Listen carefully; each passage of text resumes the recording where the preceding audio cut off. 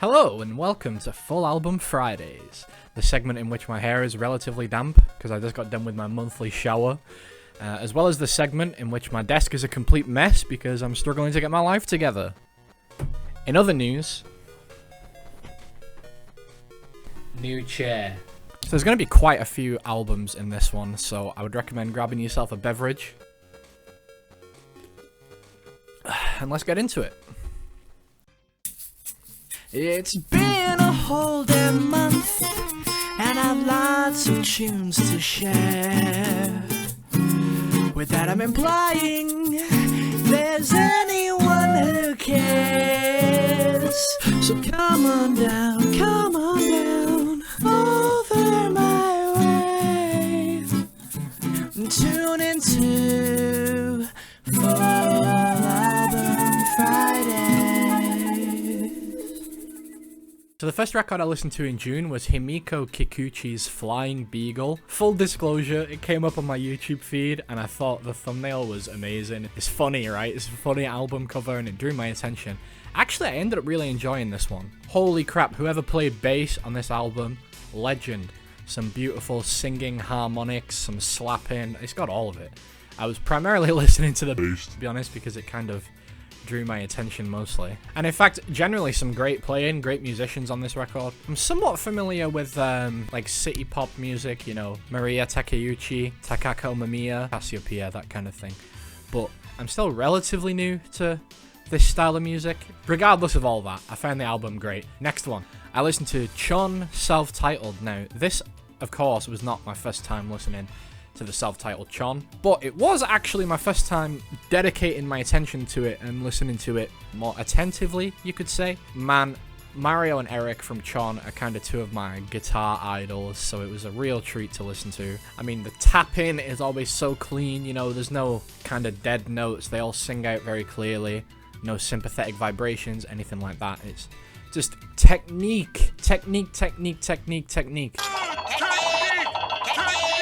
Fantastic album, albeit not as flashy and choppy, you could say, as an album like Grow, or even the demo, the 2014 demo they did, which I personally love. I think it's so good. Anyway, really enjoyed it. Of course, it's Chon. Moving on. Emily Remler, This Is Me. Now, this was one of her later albums. I'm only just hearing of Emily Remler, although, as you may see later in the video, I didn't just listen to this one album. She would actually die shortly after this album was released, unfortunately, as is the case with many jazz musicians. She had a problem with hard drugs, such as heroin.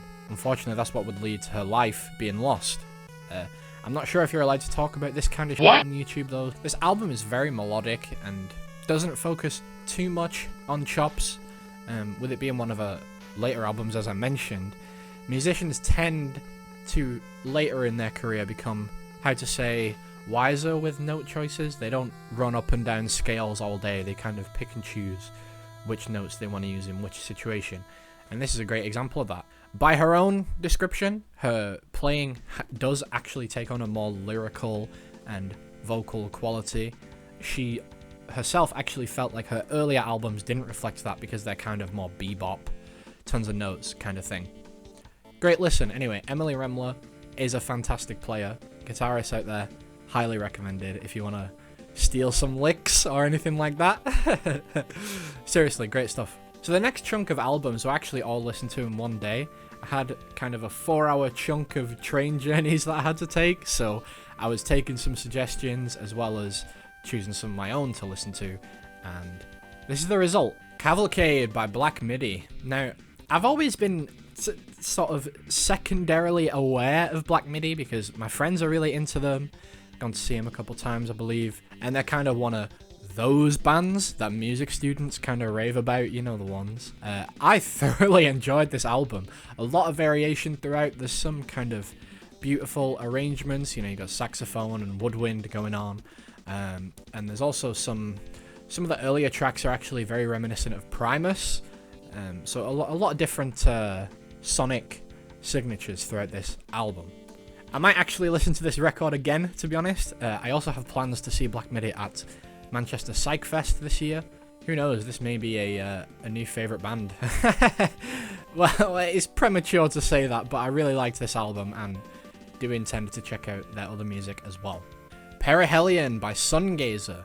Now, on the 8th of June, I actually went to go see Sungazer at Band on the Wall, so I thought I'd listen to this album to sort of, you know, do my research, if you will. I feel like it's a matter of respect to listen to the newest record that's out when you go see an artist. Maybe not a matter of respect exactly, but you want to know what tunes they're going to be playing, you want to know what it's going to sound like, you want to be familiar with the music when you go there to further your enjoyment of it, you know. Now, I listened to Sungazer's first EP a long time ago, not when it first came out or anything like that, but a long time ago when I first started watching Adam. And this one does definitely feel like the same sound, you know what I mean?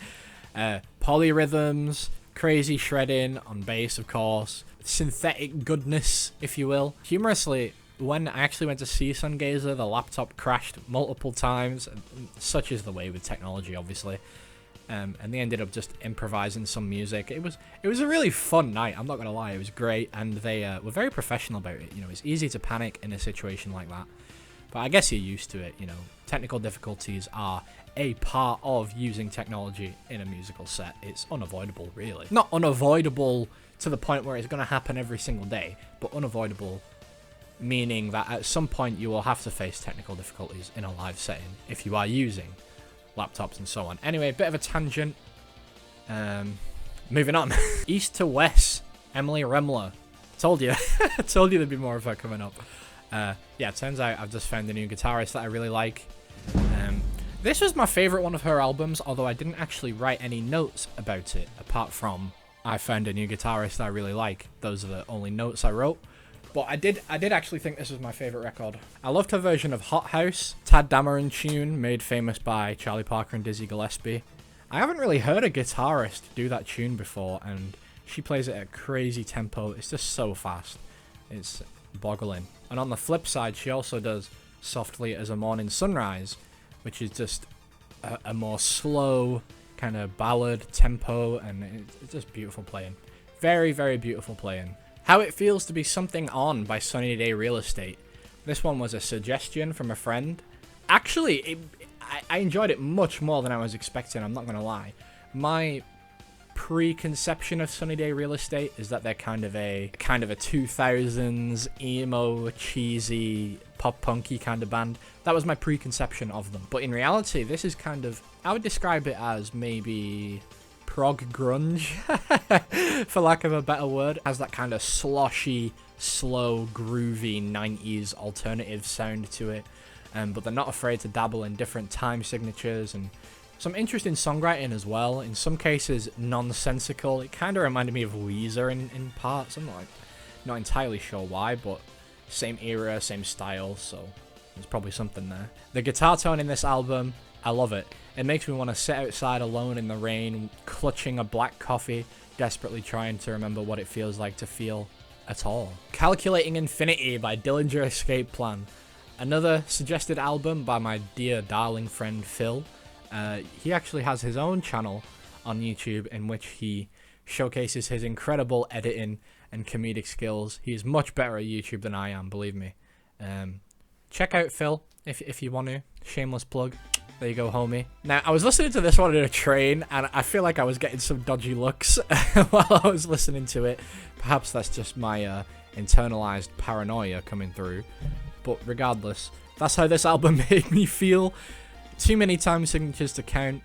Very jarring listen, right?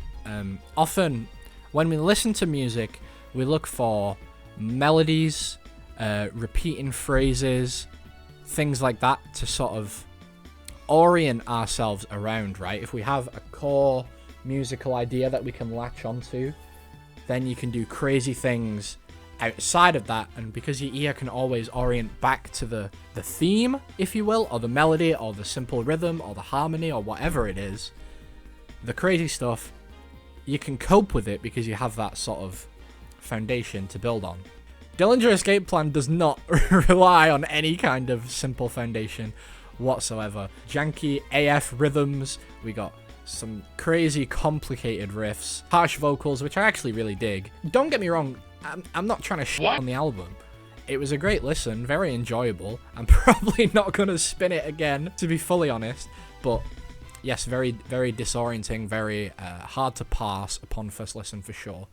I'm sure with repeated listens, you'd be able to suss out, you know, this part's in 17/16 and this part's in 9/8 and so on and so forth. I enjoyed the album, but much like something like modernist classical music, it was very hard to actually process for me. I could never sit here and recite a riff for you or sing any of the lyrics. It's just not going to happen. I actually didn't write this one down, but on that day I also listened to Firefly by Emily Rambler, 1981 I believe, I'm not 100% sure. The title track, Firefly. If you're going to listen to one tune from Emily, it's this one, because this kind of showcases her playing. There's some classic bebop lines in there, the tempo is ridiculous and I love it. I tried learning some of it and well, tried is the operative word there. Thus ends the one-day mega marathon of music. Quite an eclectic mix, but that's how my life is in general. Next is Funky Stuff by Jiro Inagaki. I really liked this one. I was doing my best impression of being a responsible adult, filling in my expenses for work, and I thought, let's fill in the silence with a record. Stuck this one on because, of course, the album art intrigued me. On a tangent, I feel like just purely picking an album based on the artwork is actually a really good idea. If you're trying to branch out musically, you have no idea what you're actually in for, but sometimes that can be a good thing, you know, to listen to something totally new, totally unexpected. You can end up loving it. You can end up hating it, or you can end up loving it. I'd probably describe this as a jazz album. There's some really good horn writing going on. Lots of funk. I think track 2 is like a bass solo where he's like grunting alongside the bass the whole time. It's so good. You can't not get in the groove. And you can tell he's super feeling it, you know. In my notes, I wrote verbatim, classic 70s fusion / funk face type shit. And I think that summarizes it quite nicely. I'm going to read this next title because it's very long. Mozart Violin Concerto No. 5 in A, K219 / Votomp Violin Concerto No. 4 in D minor, OP31, open bracket, bonus track version, close bracket. That title, right? I often think this is one of the reasons why people struggle to get into classical music, because the titles are just so inaccessible. It doesn't really tell you anything about the piece, apart from that it's a violin concerto in a particular key. Anyway, regardless, we're not talking about that. So this is a Hilary Hahn album, or Hilary Hahn recording, you could say. She's one of my favourite players, mostly because I'm a bit of a two-set fanboy, and I don't know many other violinists. Objectively speaking, she has a great control over the instrument, you know, and it's great to listen to anyone on any instrument who is a master at it. I mean, I don't think anyone's truly a master, but has a good level of mastery on the instrument. Now, I've always been kind of tangentially interested in classical music, but I wouldn't necessarily say that my classical ear is as developed as it could be, so I'm going to refrain from commenting too deeply on the musical intricacies of these particular pieces, but really enjoyed anyway. Night Strike, Children of the Stars. Possibly cheating a little bit, this one is an EP and not a full album. Now, it was certainly an enjoyable listen, but I thought it was quite cheesy, to be honest. On the band's Bandcamp page, I believe it says something about like the new wave of Finnish heavy metal. So obviously very new wave of British heavy metal influenced, you know, bands like Iron Maiden, of course, most famously. And it definitely sounds like, I would say, Diet Iron Maiden or Iron Maiden Zero. Now, mind you, this isn't to discredit the musicians. Like, the guitarists are solid, the vocalist is doing great. I mean, trying to be Bruce Dickinson is not easy for anyone, so props to them for that. But it certainly did just feel like we're trying to be Iron Maiden, but new. / look at this lick, this is really cool, end of tune. You know what I mean? It was a fun listen, but I wasn't crazy about it. Charlie Parker, Jazz Masters. Me? Favorite style of music? No. No. Something that kind of irks me about the recordings of these musical greats, as people refer to them. For 50, 100 years after they die, they continuously release these compilation albums with different selected recordings, and they might be 20 minutes long, they might be 2 hours long. In some cases, they really are 2 hours plus long. But often you tend to see the same handful of recordings across all these albums. Now, in the same breath, this album actually had quite a lot of recordings that I hadn't heard, such as Embraceable You and Bongo Bop. I mean, let's get one thing straight. Charlie Parker, Bird, is an absolute legend. He's probably the best person to pick up a saxophone in history. Now, obviously, anytime anyone says anything is the best anything ever, take it with a grain of salt. It's obviously an opinion fueled by personal experience, but I feel like there's so much data in what he plays. It's not only crazy lines and interesting note choices. He is always playing with dynamics and his tone color to create a particular quality of sound and a particular feeling with what he's playing. It's very hard to explain, but his playing is so detailed and so nuanced in a variety of different ways. It's really not just about the notes, it's about how the notes come to be, if that makes sense. Anyway, I'm kind of gushing over Charlie Parker here, so let's move on. Emmanuel Pahud, Flute Concertos. Now, I've actually been trying to learn Mozart Flute Concerto in G. You know, ba ba ba da ba ba da da. That's about as far as I've got. It's not easy. I mean, Mozart is really not as easy as you might think from listening to him.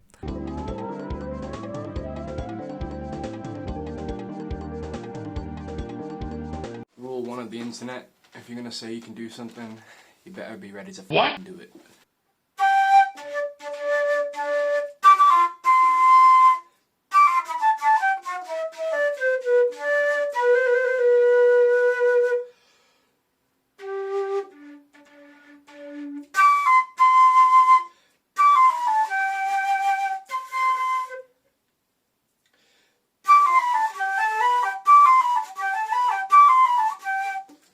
Pretty bad though, pretty bad attempt. Anyway, this isn't about me. Emmanuel's playing is so pure on this album. Like, he really doesn't have any breaks or anything like that. His tone is just so consistent and so strong throughout the whole recording. And it really kind of brings these ancient crusty pieces to life, you know what I'm saying? I'm not super into flute players. I mean, I know like Yusuf Lateef, obviously Ian Anderson of Jethro Tull, Emmanuel Pahud, and really I don't know many others, but man, this guy is incredible. He's so in control of the instrument, which is something I mentioned before. It's always pleasant to listen to. Moving on. Infest the Rat's Nest by King Gizzard.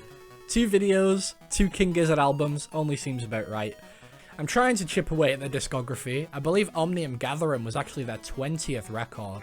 So there's a lot to listen to, man. These guys haven't even been around that long, and 20 records, they are something else, really. They are crazy guys. So this album is basically like a thrash metal kind of album. It's probably the best way to describe it.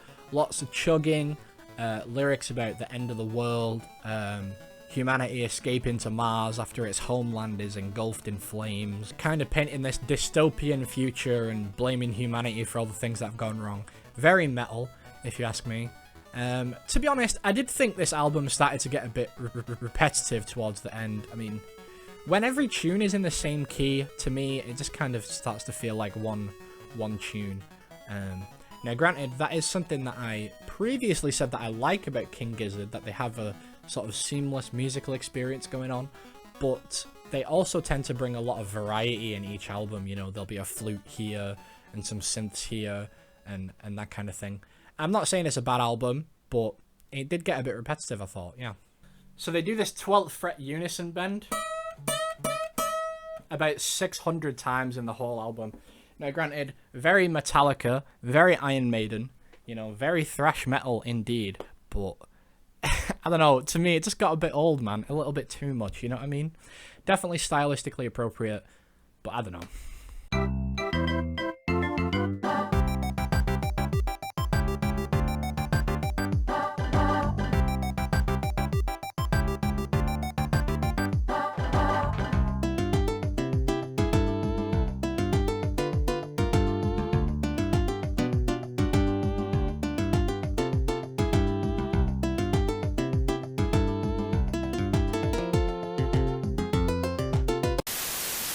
Honourable mentions. Those of you who know me know that I have a bit of a fixation for PS2 games, and in particular I've been playing this one recently, Valkyrie Profile 2 Silmeria. This soundtrack has kind of blown me away. I've been addicted to this game, by the way. It's actually much better than I remember. If you're a JRPG fan, give it a try, honestly. I would probably describe the soundtrack overall as sort of like fusion. There's some metal elements, some jazzy elements, some like acoustic and symphonic elements, some synth elements. It's a pretty varied soundtrack, but at the same time has a consistent sonic signature throughout. You know, you can tell they're all part of the same soundtrack, but at the same time it's very varied. The battle theme has been in my head for quite a while. It's good. A lot of the boss themes contain crazy time signatures and whammy bar dives and pinch harmonics and just loads of really fun stuff. Of course, the town themes are like any RPG, right? Very peaceful, acoustic, lovely stuff. There's some really great clarinet in this soundtrack, actually. Kind of a specific comment to make. Now, this one's for my composer/musician friends, but there is a piece on the soundtrack called Each Lullaby, or Every Lullaby. It's one of those. And basically, they've taken the title screen theme of the game and arranged it for various lullabies. Now, that probably sounds really boring, but if you actually listen to it, it progresses following the narrative of the game, by the way. You can see where the high and low points of the plot of the game are based on these lullabies, which in itself is pretty hard to do musically, right? But also, it gets pretty out there. Like, you can definitely tell that all the lullabies are based on the same theme, but towards the end, it's so disconnected from the original material. There's cluster chords and sparse piano voicings, and it feels so lonely and isolated, and I think that was the intended effect, to be honest with you. I feel like the guy who worked on this game, which I'm now gonna look up. Wait! I already know Sakuraba's music. He did fucking Dark Souls. So here I was gonna make a comment, quote, "Whoever did the music for this is a very experienced composer. It just has the hallmarks of that thematic variation, sonic signatures for different locations." Anyway, whatever. I just looked it up, and it's actually Motoi Sakuraba. Now, perhaps that name's not so familiar to you. How about Dark Souls? Oh yeah, he's a big cheese, alright. He also did the music for Star Ocean, I'm now just learning, which is another JRPG series that I really enjoyed. And in fact... oh, look at that. I actually have it right here. So yeah, honestly, Sakuraba, mate, you're a legend. Keep going. You're fantastic. Keep doing what you do, mate. So that was it. I believe so, anyway. To be honest, it's very possible I may have missed an album or two that I did listen to. Didn't put it on the list, but you know, it's according to my phone. I've been recording for 54 minutes right now, so I think the list is long enough for this month. Thank you so much if you did actually watch the video. It's always a pleasure to make these. And look, I actually did another one. Now, I will neglect to celebrate for the time being. Of course, I mentioned in the last one that I'm trying to practice consistency, but I would say one isn't necessarily consistent until 6 months have gone by, so perhaps we'll see if it goes for that long. Anyway. Monster means it's time for editing. See you guys later. Bye-bye. Intro. You fucking dickhead!